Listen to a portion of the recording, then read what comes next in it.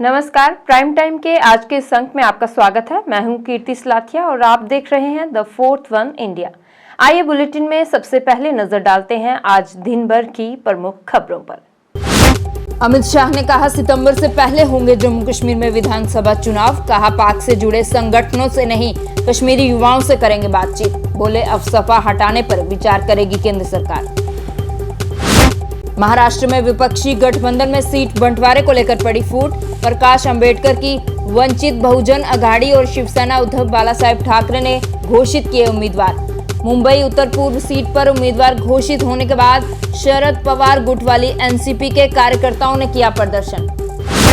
जम्मू के आरसपुरा और छम्ब रूट पर शुरू हुई ई बस सेवा के विरोध में ट्रांसपोर्टरों ने दोनों रूटों पर बंद रखी प्राइवेट बसें। सरकार से की ई बस सेवा को लेकर प्रभावी नीति बनाने की मांग।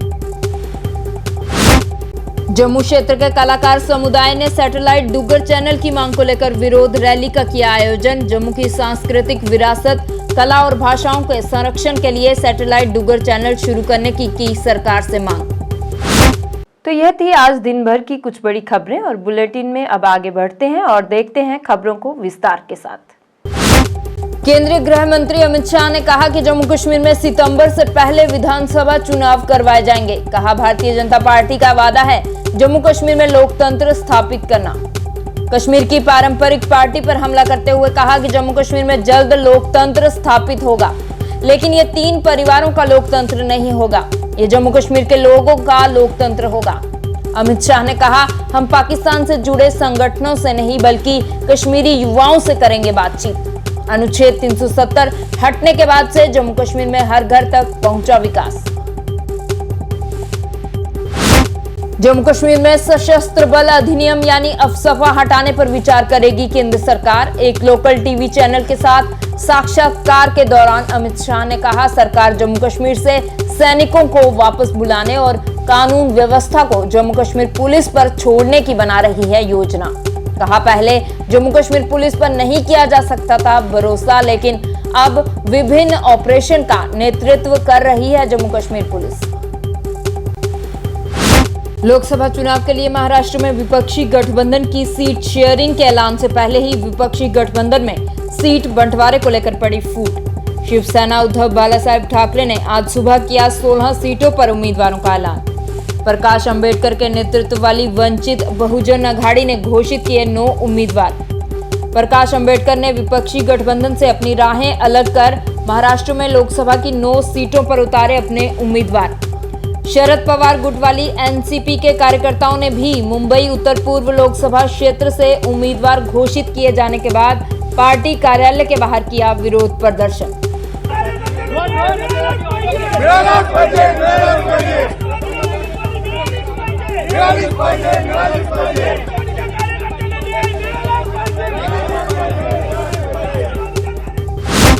दिल्ली के मुख्यमंत्री अरविंद केजरीवाल की पत्नी सुनीता केजरीवाल ने फिर की प्रेस कॉन्फ्रेंस। कहा शराब घोटाले का 28 मार्च को अरविंद केजरीवाल करेंगे खुलासा। ईडी के छापे में ना पैसा और ना ही सबूत मिलने का किया दावा। सुनीता केजरीवाल ने कहा सो कॉल्ड शराब घोटाले में ईडी ने 2 साल में कई जगह मारी रेड, नहीं मिला एक भी पैसा। कहा मुलाकात के दौरान अरविंद केजरीवाल ने कहा मेरा शरीर जेल में है लेकिन मेरी आत्मा है लोगों के बीच। इस बात पर भी केंद्र सरकार ने आपके सीएम पर केस कर दिया। क्या ये लोग दिल्ली को तबाह करना चाहते हैं? क्या ये लोग चाहते हैं कि लोग अपनी समस्याओं से जूझते रहें? इस बात से अरविंद जी को बेहद पीड़ा होगी। अरविंद जी ने मुझे एक बात और कही, इस सो कॉल्ड शराब घोटाले की जांच में ईडी ने पिछले 2 साल में 250 से ज्यादा रेड मार ली। वो इस सो कॉल्ड शराब घोटाले का पैसा ढूंढ रहे हैं। अभी तक किसी भी रेड में एक पैसा नहीं मिला। मनीष जी के यहां रेड मारी, संजय सिंह जी के यहां रेड मारी, सत्येंद्र जैन जी के यहां रेड मारी, एक भी पैसा नहीं मिला। हमारे यहां रेड मारी, मात्र 73,000 रुपए मिले। तो वो इस सो कॉल्ड शराब घोटाले का पैसा है कहां? अरविंद जी ने कहा है कि इसका खुलासा वे 28 मार्च को कोर्ट के सामने करेंगे। सारे देश को सच सच बताएंगे कि इस सो कॉल्ड शराब घोटाले का पैसा है कहां। शराब घोटाले में ईडी द्वारा हिरासत में लिए गए दिल्ली के मुख्यमंत्री अरविंद केजरीवाल के समर्थन में आज आम आदमी पार्टी के विधायक मैं भी केजरीवाल की टी शर्ट पहनकर विधानसभा पहुंचे। मुख्यमंत्री अरविंद केजरीवाल की गिरफ्तारी के खिलाफ आम आदमी पार्टी के विधायकों द्वारा सदन में नारेबाजी के बाद दिल्ली विधानसभा के विशेष सत्र को 1 अप्रैल तक के लिए किया गया स्थगित। आप नेता सौरभ भारद्वाज ने कहा, भाजपा की तानाशाही के खिलाफ प्रदर्शन कर रहे हैं आम आदमी पार्टी के विधायक। भारतीय जनता पार्टी की तानाशाही का जिस तरीके से चुनावों के दौरान हमारे लोगों के ऊपर छापे डाले जा रहे हैं, हमारे 4 शीर्ष नेता जेल के अंदर बंद हैं, आज भी हमारे लोगों को बाहर निकलने से रोका जा रहा है, प्रोटेस्ट के अंदर पुलिस बर्बरता कर रही है, यहाँ तक कि जर्नलिस्ट के ऊपर भी पुलिस हाथ उठा रही है। एक जर्नलिस्ट का हाथ फ्रैक्चर हो गया, एक जर्नलिस्ट के गले पे हाथ आपने देखा वरिष्ठ पुलिस ऑफिसर ने डाला। ये सब लोग तानाशाही की जो पराकाष्ठा है उसको पार कर रहे हैं। आरएसपुर और छम रूट पर शुरू हुई ई बस सेवा के विरोध में आज इन दोनों रूटों पर प्राइवेट ट्रांसपोर्टरों ने अपनी बस सेवा को बंद रखा। आज Jammu Kashmir transport welfare association के अध्यक्ष विजय सिंह चिब ने कहा कि आरएसपुरा और छम रूट पर ई बस सेवा को शुरू करके सरकार ने ट्रांसपोर्टरों के साथ किया समझौता तोड़ा है और सरकार के इस फैसले के खिलाफ आज ट्रांसपोर्टर सड़कों पर है। सरकार से की ई बस सेवा को लेकर प्रभावी नीति बनाने की मांग। मगर कल रात को जो इन्होंने आरएसपुरा और अखनूर सेक्टर में जब ये गाड़ियां चलाई तो मुझे लगता है जो समझौता सरकार के साथ जो हुआ था वो तोड़ा गया है और जैसे ही वो समझौता टूटा तो हमारे लोग जो हैं वो सड़कों पे आपने देखा बड़ी तादाद में, क्योंकि ये कभी भी हमने जब भी स्ट्राइक की है हमने कभी इमीडिएटली स्ट्राइक पे हम नहीं गए। आप इतिहास देखिए हमारा, मगर आज भी आप देखिए पूरा जम्मू बंद नहीं है, कश्मीर बंद नहीं है, लेकिन जिन रूटों पर ये सफर हुआ वो रूट इमीडिएटली खड़े हो गए और पीसफुल तरीके से हमारा प्रोटेस्ट है। सैटेलाइट डुग्गर चैनल स्थापित करने की मांग को लेकर जम्मू के कलाकारों ने निकाली विरोध रैली। विरोध रैली में कलाकारों ने जम्मू की सांस्कृतिक विरासत, कला और भाषाओं के संरक्षण के लिए सैटेलाइट डुग्गर चैनल शुरू करने की सरकार से की मांग। महाराजा हरि सिंह पार्क से शुरू हुई विरोध रैली का डोगरा चौक जम्मू पर हुआ समापन। कलाकारों ने कहा, पिछले 12 सालों से जम्मू दूरदर्शन को सैटेलाइट डुग्गर चैनल बनाने की उठा रहे हैं मांग।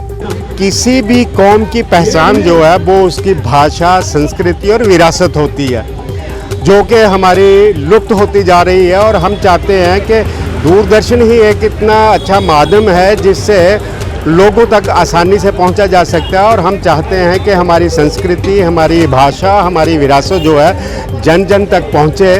उसके लिए हम केंद्र सरकार के साथ ये मांग कर रहे हैं कि हमारे जम्मू दूरदर्शन केंद्र को सैटेलाइट डुग्गर चैनल का दर्जा दिया जाए।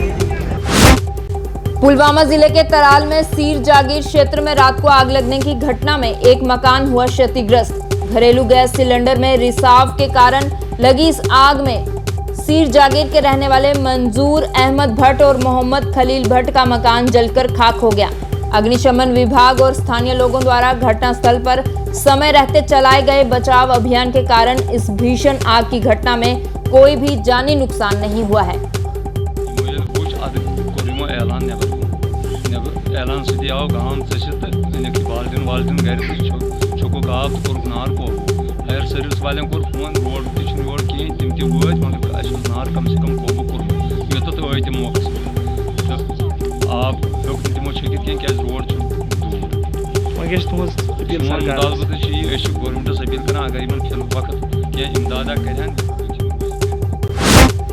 सर्दियों के शुष्क मौसम के बाद श्रीनगर की बादामबारी में लौटी रौनक। वसंत ऋतु के आगमन पर बादाम के पेड़ों पर खिले फूल कश्मीर आने वाले पर्यटकों को करते हैं आकर्षित। श्रीनगर में कोह-ए-मारान की तलहटी पर स्थापित बादामबारी बाग में बादाम के पेड़ों पर लगे फूलों के दृश्य प्राकृतिक सुंदरता के नजारे कर रहे हैं पेश। अभी बादाम का ये देखा हमने, बाग, वो भी अच्छा है। सब अभी फूल निकले हैं एकदम मस्त, लेकिन एप्पल दिखने का नहीं मिला। बाद में आएंगे फिर से। बदल गया कश्मीर, जैसा कि अभी जो आर्टिकल 370 हटाने के बाद ये लाल चौक और श्रीनगर बाकी पूरा एकदम फ्री ऐसा हो गया। मैं सबको ये निवेदन करता हूँ कि सब यहाँ पर आए और यहाँ का जो प्रकृति का जो क्या बोलते हैं उसका पूरा मनोरंजन अपने आप फैमिली के साथ, दोस्तों के साथ आइए और कर लीजिए। यही है मेरा निवेदन सबको। प्राइम टाइम के आज के इस अंक में बस इतना ही। इसके साथ हमारी सारी टीम को दीजिए इजाजत और आप जुड़े रहिए द फोर्थ वन इंडिया के साथ। धन्यवाद, शुभ रात्रि।